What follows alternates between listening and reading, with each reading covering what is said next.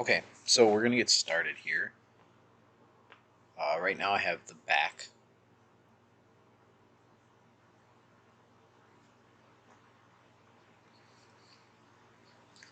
And we need to set some depth measurements for this so that we have the right depth of cut. Okay, so the first thing we want to do is size our plate so that it matches the size of our material. So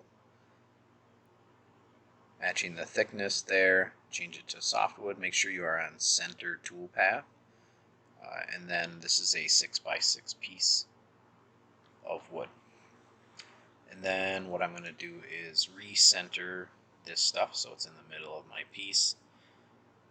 When we put this in the machine, it will actually cut off one top side of the lumber. Normally cutting out of the middle like this would be wasteful. So then we want to set our speeds for softwoods. Okay, we're going to use the 1/8 inch end mill to cut out this channel. And then what we need to do is figure out how deep to cut this. So because we're matching from the other side with our thin channel, we need to do a little math here for this piece of lumber. And you have to do this for every piece because they're all kind of different. So the thickness is 0.773. We're going to cut in 0.2 on the other side. So to get these holes to match up, the depth of this cut needs to be 0.573. And then give it a name. Check the simulation. Save your G-code. And this one, make sure you make note that this is the settings for wood instead of the foam. And hit save. Okay, and now I'm going to put in the front end, or the front side of my piece of material.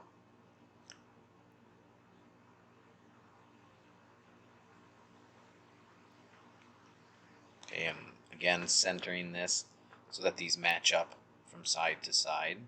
And I'll show you how to match the center when you flip your piece. Okay, so just double check, make sure that your settings stayed the way that they were, that we set them in the first one. Okay, and then we're going to get rid of this old tool path because we don't need that one. And then we have to cut out our little pocket to fit the acrylic into. Same thing, make sure that you go to your softwood end mills, and for this one we're going to use the 1/16.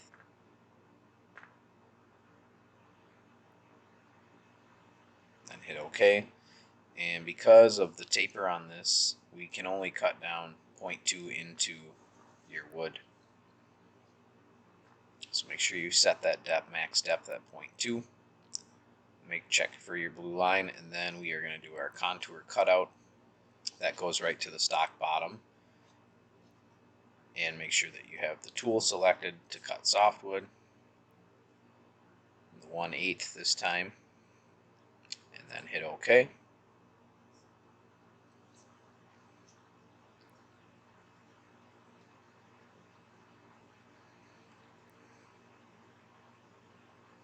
Then you have to add your tabs in to hold this in place.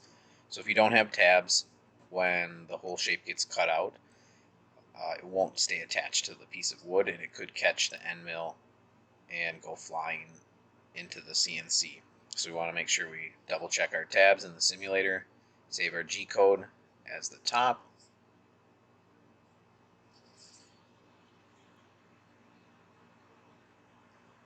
Okay, and now we have our piece of wood. And these are all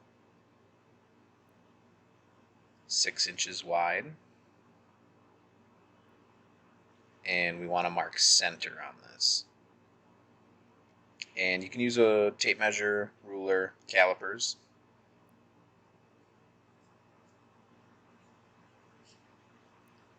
And we're going to make a little mark here at 3 inches, which is directly halfway in between.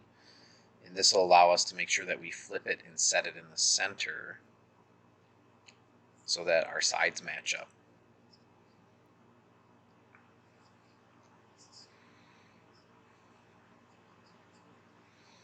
Okay, then what you want to do is match this up with the line that is on the spill board here so that you are sitting centered. Okay, so make sure when we add our double-sided tape, so we're going to use this white thin strip tape instead of the yellow stuff, and you need to have 3 strips on here because we want to make sure we have good holding power on this so that it doesn't slide off while it's being cut. I highly suggest using the picker tool. It helps you move a little faster.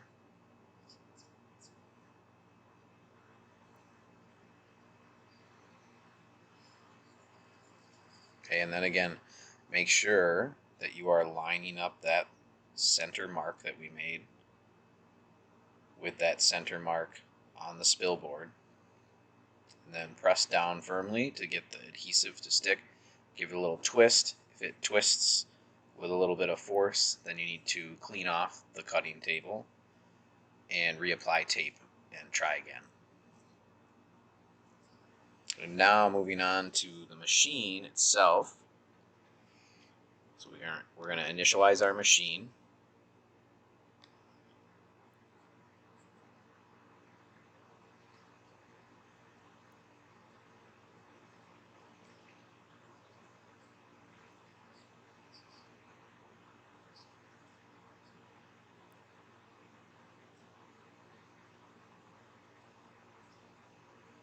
And by now you've done this a couple times, you should be getting more comfortable with using this machine, initializing it, getting it set up, making sure that it's centered, making sure that it's level with the top of your material. So remember, to do that setup, we go to the Run tab, and we're going to rapid position to the center because that's how we have our toolpath set up to cut. So your X and Y should be 0 at this point, and then we're going to slowly tick the Z down to the surface of the wood. Remember that this is not as forgiving as the foam, so you want to make sure when you get really close that you go in really small increments, and then slide a piece of paper under there so that it just touches the paper. Okay, and then that's close enough to 0 your Z on the surface. And then you can open up your file. It will tell you to put in your 16th inch end mill. This is the point where you would want to put on your safety glasses. Okay, and what I'm going to show you here is how to change out one of the end mills. Okay, so we need to start with our 16th inch end mill, which is the 112.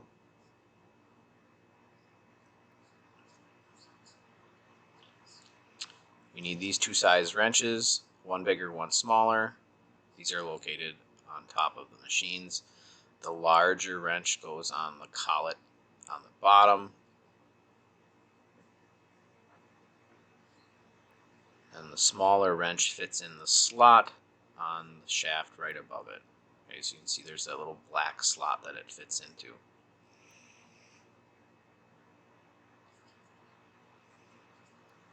Okay, and then what you want to do is hold that top part of the shaft still and undo the black collet until the bit is free to be pulled out. Okay, be sure not to touch the end of the end mill because they are very, very sharp. It's a very good idea to place them right back into their plastic containers so that you don't bump them with your hand and get an unnecessary injury.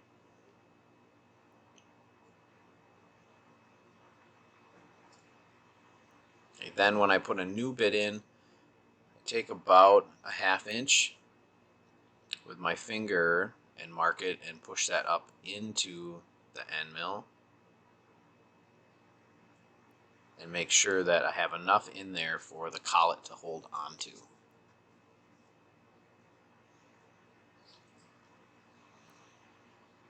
Okay, and then I hand tighten it so that the end mill will stay in there, and then finish tightening it with the wrenches. Now you don't need to crank on this super hard, but you do want it to be tight so that it will hold the end mill and it won't fly out. Okay, then you can run your program. So right now this is cutting the slot with the 16th inch end mill.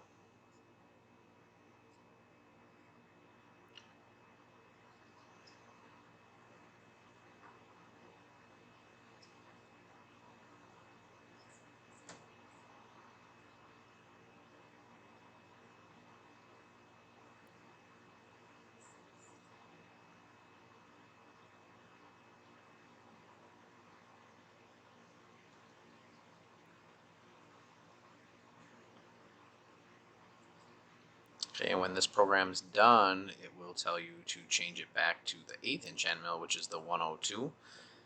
So this is the same process we just did. I sped it up a little bit. And then you can hit start. It'll run your program and it'll start cutting this out.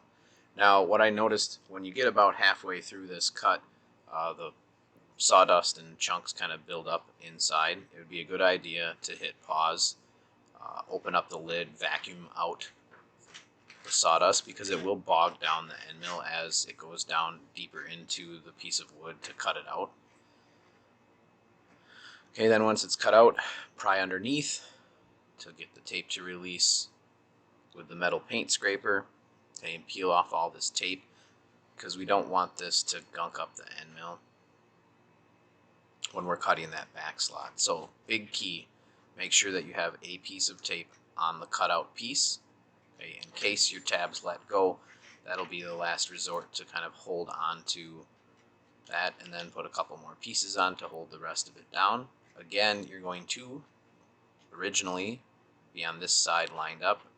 Now we're going to flip it over, cut on the back side, again lining up those two marks, the one on your piece, pressing down firmly, and the mark that is on this billboard.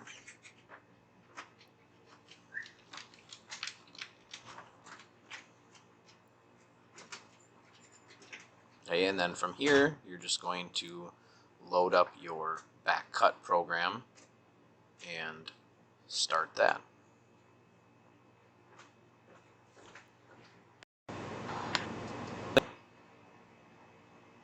So it's really important to pay attention, close attention to this.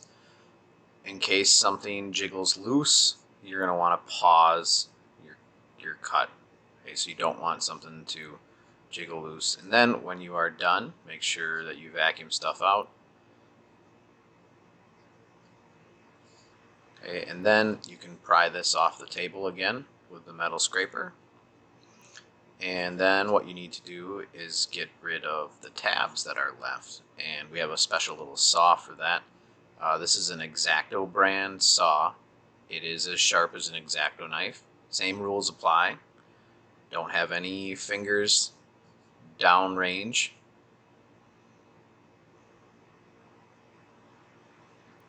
Okay, because this will cut your fingers really bad.